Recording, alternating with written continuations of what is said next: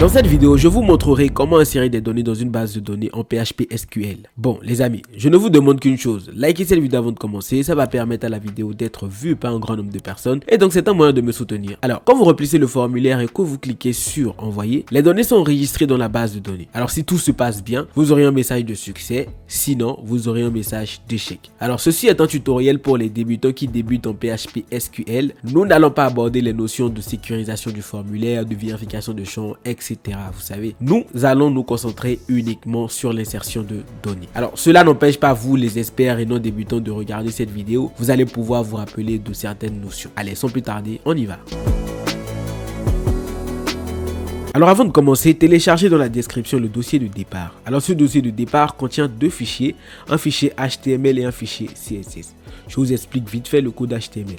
Donc tout d'abord, nous avons une div wrapper qui contient un titre H2, vos informations, et un formulaire. Alors au niveau du form, nous avons mis action. Et dans action, nous allons mettre la page qui va recevoir toutes nos données et donc va les traiter et les envoyer dans notre base de données. Et dans méthode, nous allons mettre la méthode d'envoi de ces données. Alors ça peut être post ou get.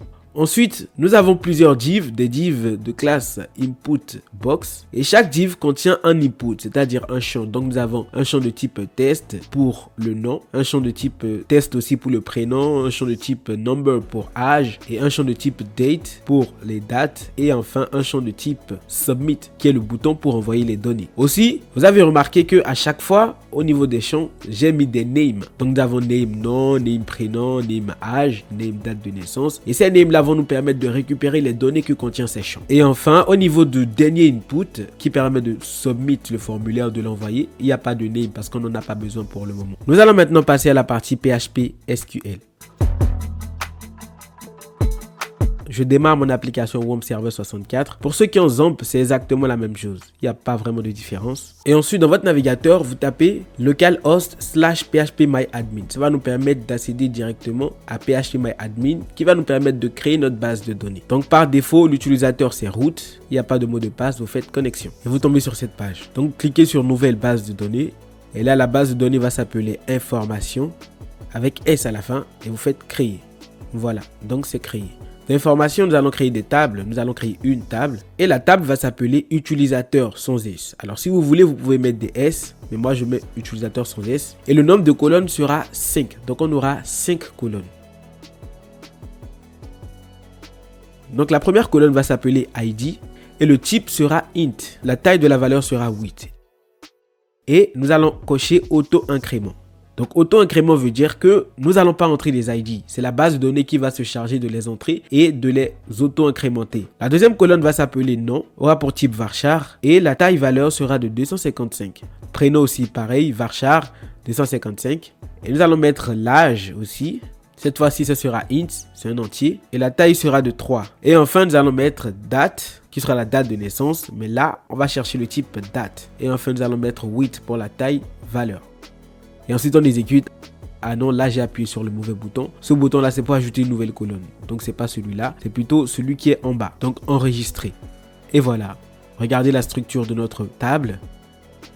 Je vais donc parcourir. Et là, vous voyez, on n'a aucune information, mais on a la structure qui s'affiche en haut. Et pour vérifier que tout fonctionne bien, nous allons insérer des données. Donc, vous vous rappelez, on ne rentre jamais l'ID. C'est la base de données qui s'occupe de le faire. Donc, le nom, ce sera Faiz. Le prénom, ce sera Dev. L'âge, ce sera 90. La date, je mets n'importe quelle date, ça fera l'affaire. Et je fais exécuter. Et quand vous allez dans parcourir, vous voyez, tout ce qu'on vient d'entrer a été enregistré. Maintenant, avant de commencer avec le PHP, il faut renommer notre fichier. Donc, index.php. Au niveau de méthode, précisez la méthode post. Alors pour les débutants, il faut connaître deux méthodes. Nous avons la méthode post et la méthode get. La différence entre ces deux méthodes réside dans la manière dont les données sont envoyées. Alors post envoie les données de manière invisible dans le corps de la requête, alors que get les envoie à travers l'URL. Donc rend les données que vous avez envoyées visibles. Et au niveau de action, vous ne précisez rien. Alors vous avez le choix de préciser une autre page. Donc vous allez créer une autre page comme vous voulez. Mais moi je veux que les données soient envoyées à la même page. Donc à la page index.php. Si vous voulez, vous pouvez préciser index.php. Mais moi je ne vais rien mettre. Donc par défaut, c'est index.php qui va recevoir nos données. Donc on laisse ça vide. Donc on va se mettre tout en haut ici. Nous allons ouvrir une balise PHP. Et nous allons commencer par nous connecter à la base de données. Alors vous verrez, c'est très simple. Donc nous allons créer quelques variables. Alors la première variable à créer, c'est la variable username qui sera égale à root. Vous vous rappelez, quand on voulait nous connecter à PHPMyAdmin, nous avions entré root. Nous allons créer aussi server name qui va représenter l'adresse du serveur qui sera 127.0.0.1. Alors si vous voulez, vous pouvez mettre le mot localhost. C'est la même chose. Au niveau du password, vous vous rappelez, il n'y a pas de password, donc on laisse les guillemets vides. Et enfin, nous allons créer une variable dbName qui va représenter le nom de la base de données. Et dans notre cas, le nom de la base de données, c'est information avec S. Et nous allons créer la variable $con qui va nous permettre de nous connecter à la base de données. Donc $con est égal à new mysql. Et à l'intérieur, nous allons mettre tous les arguments. Donc le premier argument, c'est le nom du serveur, donc $servername. Le deuxième argument, c'est le username, donc $username. Le troisième argument, c'est le password, donc $password. Et le quatrième argument, c'est le nom de la base de données, donc $dbName. Maintenant, nous allons vérifier que nous sommes bien connectés à la base de données. Donc pour cela, nous allons faire une condition. Donc if $con /connect error. À l'intérieur, nous allons faire un die et nous allons écrire ce message. Erreur de connexion à la base de données. $con /connect error. Alors quand on ne va pas réussir à nous connecter à la base de données, on aura un message et ce message va dire erreur de connexion à la base de données et va afficher l'erreur proprement dite. Et nous allons faire un else. Donc si tout s'est bien passé, nous allons mettre echo, nous allons afficher le message connexion OK. Donc là j'actualise, c'est parce qu'on n'est pas encore connecté au localhost. Donc vous tapez localhost / le nom du dossier dans lequel vous travaillez. Donc / insertion espace PHP espace SQL. Entrée. Et là il y a une erreur à la ligne 11, c'est parce que j'ai pas mis des points virgules. Donc ligne 11, ligne 10, point virgule. J'actualise. Ligne 13 aussi. Donc ligne 12, je mets un point virgule. Donc à chaque fois, mettez des points virgules pour aller à la ligne suivante. Et là, vous voyez, on a connexion OK. Donc on s'est bien connecté à la base de données. Donc maintenant, on peut supprimer le else puisque ça ne nous sert à rien. Maintenant, nous allons faire une condition pour vérifier si les données ont été envoyées par la méthode post. Donc if $server request method est égal à post. Alors si c'est le cas, nous allons afficher un message echo, vous avez envoyé des données. Donc quand on va soumettre le formulaire, on aura cela. Donc j'actualise la page, envoyer, et là vous voyez, vous avez envoyé des données. Donc c'est bon, parfait. Alors maintenant, nous allons commencer par récupérer toutes les données qui ont été envoyées. Donc nous allons créer plusieurs variables. La première variable va s'appeler $nom, qui sera égal à $post crochet nom. Alors le nom que nous avons mis dans $post représente le name au niveau du formulaire. Vous vous rappelez du name que nous avions mis? Voilà. Donc c'est ici que le name va nous servir à récupérer les données. Donc on fait la même chose pour toutes les données qu'on veut récupérer. Donc je fais la même chose pour âge, pour date de naissance. Et nous allons maintenant insérer ces données dans la base de données en utilisant une requête SQL. Donc nous allons créer une variable qui va s'appeler $SQL. Et la requête sera insert into utilisateur qui est le nom de la table. Et nous allons préciser les données qu'on veut insérer. Donc là on veut insérer 4 données. Donc nous allons mettre parenthèse nom, prénom, âge, date. Et là vous allez remarquer que nous n'avons pas mis l'ID. C'est tout à fait normal. C'est la base de données qui gère son incrémentation. Et nous allons mettre maintenant value. Nous allons ouvrir des parenthèses. Et au niveau de value, nous allons mettre maintenant les données que nous voulons insérer dans la base de données. Et ces données-là sont $nom, donc guillemets nom, parce que nom c'est en varchar, c'est en test. Guillemets pour prénom aussi, $prénom. $âge aussi. Et pas de guillemets pour âge parce que âge c'est un entier. C'est un chiffre ou un nombre. Et date de naissance aussi. Et c'est fini, la requête est terminée. Maintenant, nous allons exécuter la requête. Et ce que nous allons faire, c'est que nous allons faire deux actions en une. La première action va consister à exécuter la requête. Et la deuxième action va consister à vérifier si la requête a été bien exécutée. Donc pour ça, on fait if $con /query SQL. Donc $con /query SQL permet d'exécuter la requête. Et quand on fait égal true, donc on vérifie si cette requête-là a bien fonctionné. Alors si c'est le cas, nous allons faire echo, vos données ont été envoyées. Donc nous allons afficher un message, vos données ont été envoyées. Et nous allons faire une condition else. Donc sinon, nous allons faire echo échec. Donc nous allons faire le test. Donc je remplis le formulaire vite fait. Je choisis un nom, un prénom, un âge et une date. Et là, vous voyez, vos données ont été envoyées. Et quand je vais dans la base de données et que j'actualise, vous voyez, nous avons cette donnée-là. Et vous voyez, quand j'essaie d'actualiser la page, ça m'affiche une alerte. Donc, ça me propose de renvoyer le formulaire. Et quand je vais mettre continuer, les données que j'avais envoyées seront encore réinsérées dans la base de données. Et moi, je vais éviter cela. Donc, pour éviter cela, une fois que les données sont envoyées, en gros, nous allons faire une redirection vers la même page. Donc, pour cela, vous faites header, location, 2 points. Et nous allons mettre la page où nous serons redirigés. Donc, index.php. Et nous allons mettre un argument, donc, point d'exclamation, message, qui sera égal à yes. Alors, je vous explique. Une fois que les données sont envoyées dans la base de données, nous allons être redirigés vers la page index.php. Et le lien de cette page contient un argument, message, qui est égal à yes. Vous verrez, cet argument-là va nous permettre d'afficher des messages d'erreur ou de succès. Et donc, j'actualise. Et ça me dit qu'il y a une erreur ici. Et oui, c'est parce qu'il manque un point virgule. Je remplis vite fait le formulaire. Et là, j'ai internal server error. Alors, je vais ajouter un exit à la fin. Donc, exit, 2 points parenthèses. Quand je vais dans la base de données, vous voyez quand même que les données sont bien envoyées, sont bien enregistrées. Et ça, c'est dû au fait que j'ai un espace ici. Donc, je l'enlève. Maintenant, j'actualise. Et vous voyez, ça fonctionne. Et là, vous voyez, au niveau de index.php, j'ai le message. Quand j'actualise, vous voyez, à chaque fois que j'actualisais, j'avais une insertion dans la base de données. Donc, nous allons supprimer les données en plus. Donc, supprimer, oui, voilà. J'actualise encore, vous voyez, là, ça ne me demande pas de renvoyer le formulaire. Parfait, j'essaie de faire un autre test. Donc, test 1, test, l'âge 6. Je choisis une date au hasard.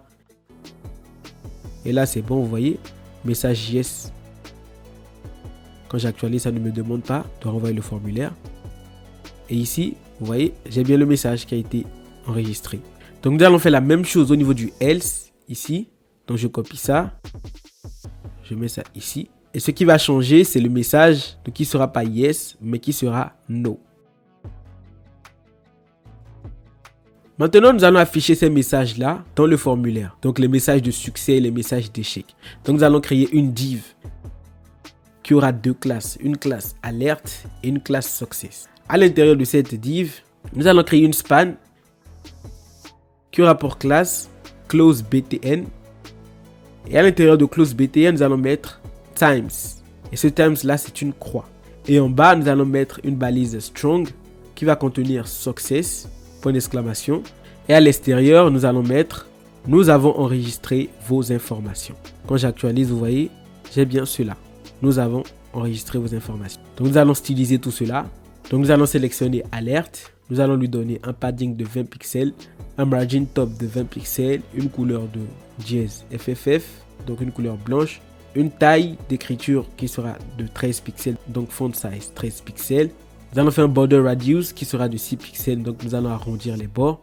Et la transition sera all 0.3 secondes is. Nous allons aussi sélectionner la classe success, donc point success, et nous allons lui faire un background color qui sera verte. Donc, j'actualise tout ça. Et ça ne fonctionne pas. C'est parce qu'en PHP, quand on écrit parfois du CSS, il n'est pas pris en compte. Donc, il faut vider le cache pour qu'il soit pris en compte. Donc, vous faites clic droit, inspecter. Et vous faites un clic prolongé. Et ensuite, vous faites vider le cache. Et vous voyez, ça a été pris en compte. Et voilà, nous avons notre message de succès. Maintenant, nous allons styliser la croix. Nous allons la mettre à droite. Donc, on va sélectionner la classe closeBTN, close bouton. Nous allons lui faire un margin left qui sera de 15 pixels. Un color dièse FFF, donc une couleur de dièse FFF, une couleur blanche. Un font weight bold. Un float right, donc nous allons le mettre à droite. Un font size, nous allons augmenter la taille qui sera de 22 pixels. Nous allons lui faire un line height de 20 pixels. Et enfin, nous allons mettre un curseur pointer. Et n'oubliez pas la transition qui sera de 0,3 secondes. J'actualise la page et vous voyez la croix est bien à droite. Maintenant, nous allons faire un hover. Donc, closeBTN hover. Et nous allons changer la couleur qui sera maintenant noire. Donc, dièse 00. Donc, quand je mets la souris sur la croix, elle sera noire. Voilà.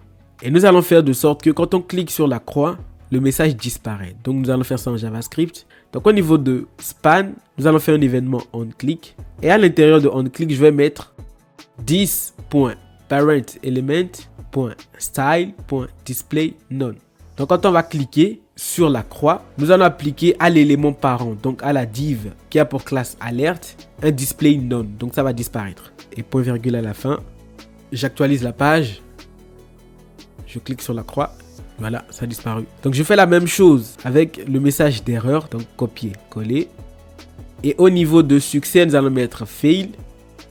Dans le strong, nous allons mettre erreur. Et le message sera: nous n'avons pas pu enregistrer vos informations. Donc au niveau du style, nous allons sélectionner la classe fail, donc point fail, et nous allons lui mettre un background color qui sera rouge. Donc dièse F44336. Donc je mets no. Bon là ça ne sert à rien, mais juste pour que vous voyez. Et là vous voyez, nous avons le message d'erreur. Maintenant ces messages là apparaissent sans condition. Donc même quand on actualise la page, ces deux messages là apparaissent. Même si les données n'ont pas été envoyées dans la base de données et même s'il n'y a pas eu d'échec. Donc nous allons changer cela en utilisant du PHP. Donc nous allons ouvrir une balise PHP ici. Donc nous allons faire une condition. If iSet $getMessage. Sachez que iSet permet de vérifier si une variable existe. Et $get nous permet de récupérer des données que nous avons mis dans le lien. Donc la donnée que nous avons mis dans le lien, c'est message qui contient yes ou non. Et $get, $message est égal à yes, nous permet de vérifier si le message que contient $getMessage est yes. Donc si c'est le cas, nous allons fermer la balise PHP et nous allons ouvrir une autre. Et nous allons copier le message d'alerte succès. Nous allons faire un else if. Donc sinon si, nous allons copier toute cette condition là que nous allons coller ici. Et ce qui va changer, c'est le message qui sera no cette fois-ci. Nous allons ouvrir des parenthèses. Nous allons fermer la balise. Et nous allons ouvrir une autre. Voilà. Et nous allons copier le message d'erreur que nous allons coller à l'intérieur. Voilà. J'arrange tout cela. Voilà, tout est propre. Maintenant, nous allons passer au test. Il y a un problème, c'est parce qu'il manque une parenthèse au niveau du else if. Donc else if, et j'efface celui qui est totalement bas. Parfait. J'arrange un peu. Quand j'actualise, vous voyez, ça met erreur, nous n'avons pas pu enregistrer vos informations. Et nous l'avons deux fois. C'est parce qu'on n'a pas supprimé celui qui est en bas ici. Donc je l'enlève. Et nous allons refaire un test. Donc test 3, 1. Je choisis une date et je fais envoyer. Et là, vous voyez, nous avons enregistré vos informations. Et ici, quand j'actualise, et vous voyez, nous avons bien l'information. Et quand je clique sur ça, ça disparaît.